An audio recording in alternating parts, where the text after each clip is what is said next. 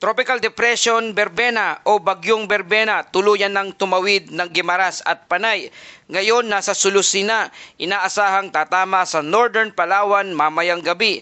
Magandang araw Pilipinas, ito ang Pilipinas Weather ngayon. Ngayong araw ng Martes, November 25, 2025, tuloy-tuloy ang matinding hagupit ng Tropical Depression Berbena at marami na ang epekto nito mula sa Cebu, Guimaras, Panay hanggang sa Negros. Sabay pa itong sinusuportahan ng shoreline na nagpapaulan sa buong Metro Manila at Calabarzon. Kaya sa ulat na ito, ilalatag natin ang buong galaw ng bagyo, storm signals, rainfall outlook, sea condition, track forecast at mga real-life situational updates na nagaganap ngayon sa mga dinaanan ng Bagyong Berbena. Kung bago ka lang sa ating channel, please like, share, and subscribe para lagi ka updated sa panahon. Salamat sa iyong suporta. Mga kababayan, ang sentro ng Tropical Depression Berbena o Bagyong Berbena ay huling namataan sa coastal water ng Hamtic Antique.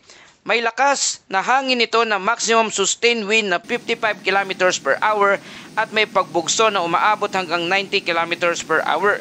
Ang central pressure nito ay nasa 998 HPA. Ang galaw ng bagyo kumikilos sa west-northwestward sa bilis na 35 km per hour. At ang lawak ng hangin na dala nito, malalakas na hangin mula sa sentro ay umaabot hanggang 250 kilometers. At narito ang ilang sitwasyon sa mga lugar na kung saan nadaanan o naramdaman ang hagupit ng Bagyong Berbena. Makikita sa satellite image na patuloy na tumatawid ang sentro ng Berbena, kaya mataas pa rin ang tsansa na malakas na pag-uulan at pagbaha sa bandang Guimaras at Panay Island. Sa Bacolod City naman, Negros Occidental, malalakas na hangin at ulan na nararanasan kaninang umaga sa Purok Luhod-Luhod, Barangay Bata dahil sa red rainfall warning at signal number 1 na inasahan pa rin ang tuloy-tuloy na pag-uulan sa mga lugar. At sa Carcar City naman sa Cebu, nakakaranas ng abot bewang na baha ang ilang bahay sa Poblasyon 2 dahil sa ulang hatid ng bagyo. At sa Metro Manila, shoreline ang dahilan ng mga pag-uulan. Hindi direkta galing sa Bagyong Berbena, pero pinag-igting ito ang kaulapan na dulot ng matitinding pag-ulan sa buong Metro Manila. At dahil dyan, Tropical Cyclone Wind Signal number 1 na merong strong wind 39 to 61 km per hour na may minimal to minor impact ngunit may bantang pag-uga ng mga puno, paglipad ng mga maluluwag na yero at posibleng pagkansila ng biyahe sa dagat. Signal number 1 nakapaloob sa bandang Luzon, sa Mindoro, Romblon, Northern at Central Palawan, Masbate, Calamian, Cuyo Island at Cagayan Silio Island. Sa Visayas naman, signal number 1 sa Antique, Aklan, Capiz, Iloilo, Guimaras, Negros Occidental, Negros Oriental at sa Cebu. Para sa ating heavy rainfall outlook, apektado ang kombinasyon ng shoreline at Bagyong Berbena ang malalaking bahagi ng Luzon at Visayas. Asahan ng malalakas hanggang matitinding pag-ulan. Mataas ang banta ng flash flood at landslide, lalo na sa gilid ng bundok at sa malapit sa mga ilog. Severe winds ang mararanasan na maaring umabot sa gale force wind ang hangin sa Luzon, Visayas, Dinagat, Surigao, Agusan, Davao Oriental at Northern Mindanao.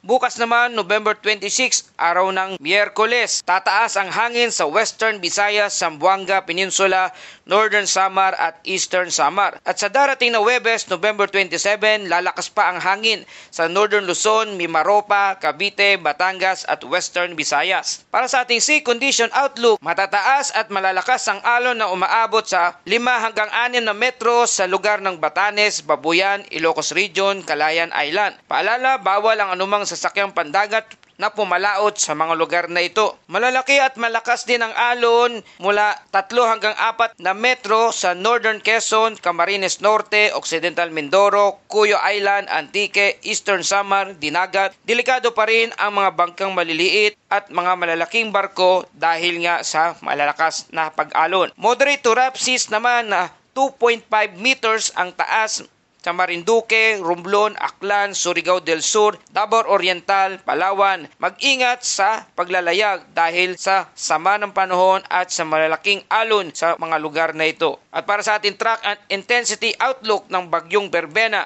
Tatawid ng Cuyo Island ngayong hapon, maglalandfall sa Northern Palawan mamayang gabi, lalabas sa West Philippine Sea bukas naman ng umaga, November 26, araw ng Miyerkules. Posibleng maging tropical storm category within 12 hours at lalabas ng Philippine Area of Responsibility sa madaling araw ng Thursday, November 27.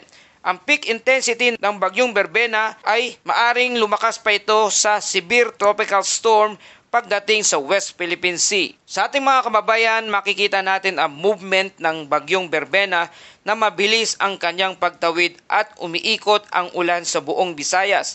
Ang malalaking baha sa Cebu, Negros at Panay ay indikasyon na kahit mahina ang intensity, malawak ang ulan na dala nito.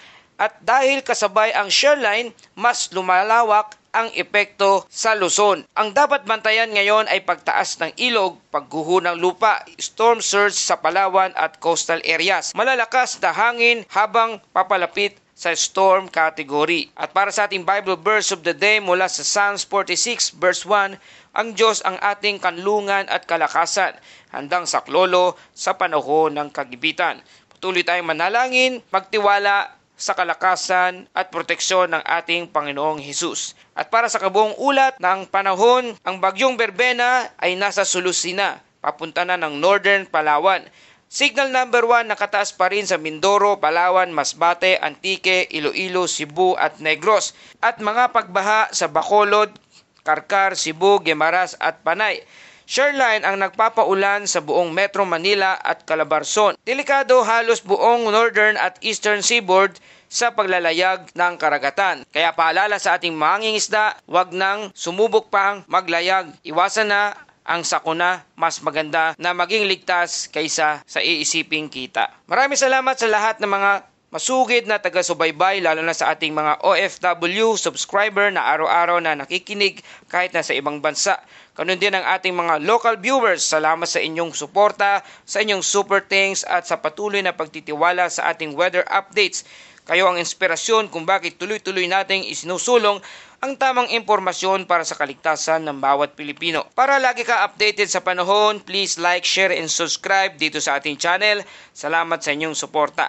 Ito ang Pilipinas Weather ngayon na lagi nagpapaalala, maghihanda, magiligtas, mag-alerto. Ingat tayong lahat.